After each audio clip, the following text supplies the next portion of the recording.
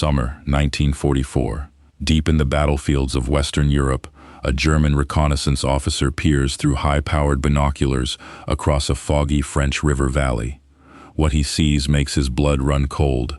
An entire American armored division, dozens upon dozens of heavy Sherman tanks, rows of military supply trucks, and hundreds of soldiers actively digging in, preparing for a massive, crushing assault. The German commander immediately radios high command, frantically redirecting thousands of veteran troops, heavy artillery batteries, and elite panzer units to reinforce that exact riverbank and block the incoming invasion force. What the German army didn't know, and what they would never find out until decades after the war was over, was that the massive threat in that valley was completely fake. The heavy Sherman tanks weighing 30 tons on paper were actually made of hollow rubber and inflated with air compressors. The roaring rumble of heavy tank engines echoing across the hills was coming from giant, high-power loudspeakers mounted on the back of armored trucks. The frantic radio transmissions flying across enemy airwaves were scripted plays performed by actors, and the soldiers wearing division patches in the fog weren't hardened combat infantrymen. They were art students, painters, sculptors, and sound engineers, recruited from the top art schools in New York and Paris. This was the 23rd Headquarters Special Troops, better known to military history as the Ghost Army, a top-secret unit of just 1,100 men whose ultimate weapon was not bullets, artillery, or atomic bombs, but absolute, perfect illusion. For nearly a year following D-Day, this handful of creative geniuses would stage over 20 large-scale fake battles right on the front lines of World War II, putting themselves directly in the crosshairs of the German war machine.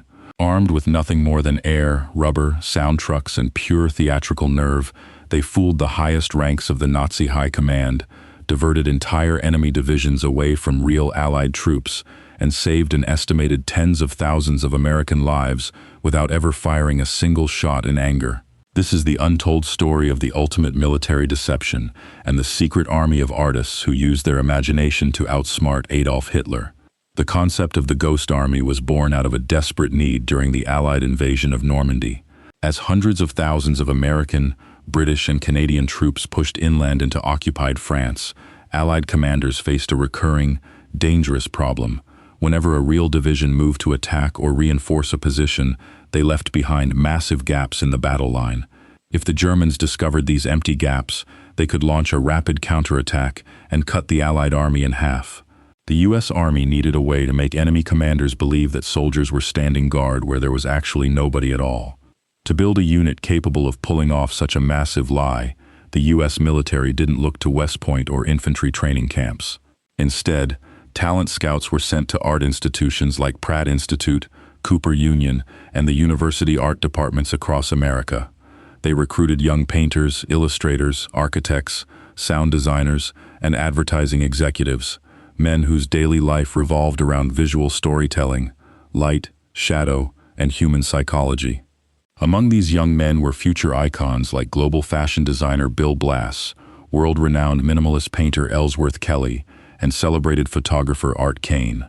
They were brought to a secret military base in Tennessee and told they were joining a specialized tactical force, but few had any idea what was actually expected of them until they arrived. When the unit reached the European battlefield shortly after the D-Day landings in June 1944, their operation was split into three distinct arms of deception: visual, sonic, and radio. The visual deception was the most striking. The unit was equipped with hundreds of dummy tanks, trucks, artillery guns, and airplanes made of heavy-duty rubber and canvas. Using air compressors powered by small generators, a four-man crew could inflate a full-sized, 40-foot Sherman tank in less than 20 minutes. From a distance, or from the cockpit of a German reconnaissance aircraft flying high overhead, the rubber decoys were virtually indistinguishable from real iron war machines. However, the artists in the Ghost Army knew that an inflatable tank was only as believable as the details surrounding it. Real tanks weighed 30 tons and left deep, churned-up tracks in the mud. Rubber tanks left nothing, so members of the Ghost Army drove actual bulldozers and heavy tractors through the field to carve fake caterpillar tracks into the earth, leading directly to the rubber decoys.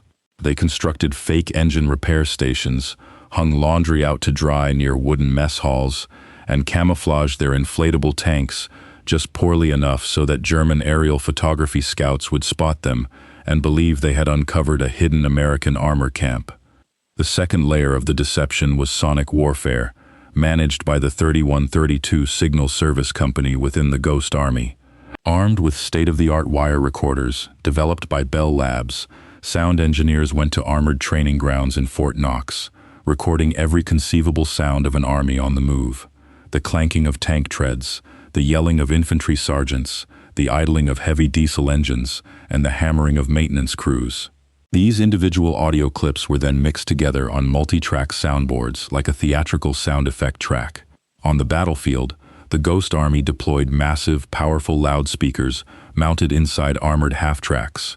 These custom-built speakers could blast recorded sounds over 15 miles across open countryside in the dead of night. By carefully angling the speakers and adjusting the volume, they could convince enemy listening posts that an entire armored division was creeping through the woods right toward their positions, inducing sheer panic among German commanders in the dark. The final piece of the puzzle was spoof radio operator trickery.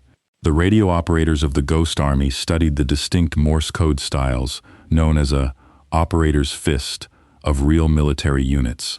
They would then mimic those exact rhythmic patterns over unencrypted radio frequencies, sending fake battle plans, supply requests, and troop movements that they knew Nazi intelligence officers were actively intercepting and translating. To make the illusion absolute, soldiers from the Ghost Army took part in what they called atmosphere operations. Small groups of men would wear the division's shoulder patches of real, famous military units, such as the 90th Infantry or the 6th Armored Division, and drive around in trucks with fake division markings painted on the doors. They would deliberately walk into local French cafes and bars in towns where enemy spies and Nazi sympathizers were known to operate, dropping casual, carefully rehearsed rumors about where their massive army was planning to strike next.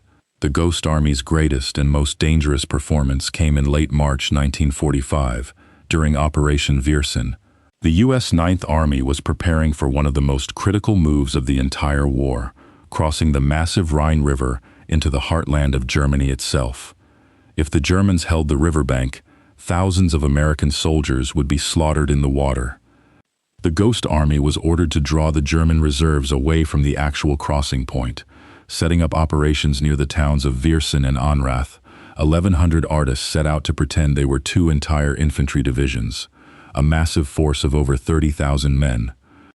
For several days and nights, working under constant threat of enemy artillery fire, the Ghost Army inflated hundreds of fake tanks and cannons, played high-power recordings of troop deployments through the night, and flooded the airwaves with fake radio chatter. They constructed fake headquarters buildings and set up large, active supply dumps along the river. The trick worked with terrifying perfection. German high command bought the illusion completely. Believing the main Allied attack was coming directly at Viersen, the German commanders pulled their heavy infantry and artillery units away from the actual U.S. Ninth Army crossing site and locked them into position opposite the rubber tanks. When the real U.S. Ninth Army launched their river crossing miles away, they met almost no resistance, establishing a critical bridgehead into Germany with minimal casualties. Major General William H. Simpson of the Ninth Army later remarked that the brilliant trickery of the Ghost Army had undoubtedly saved thousands of his men's lives during that single operation. Yet, despite their extraordinary bravery and the staggering number of lives they saved, the men of the Ghost Army walked away from the war in complete silence. Because their tactics were so effective and unique, the U.S. military classified the entire history of the 23rd Headquarters Special Troops as top secret immediately after the Nazi surrender in 1945.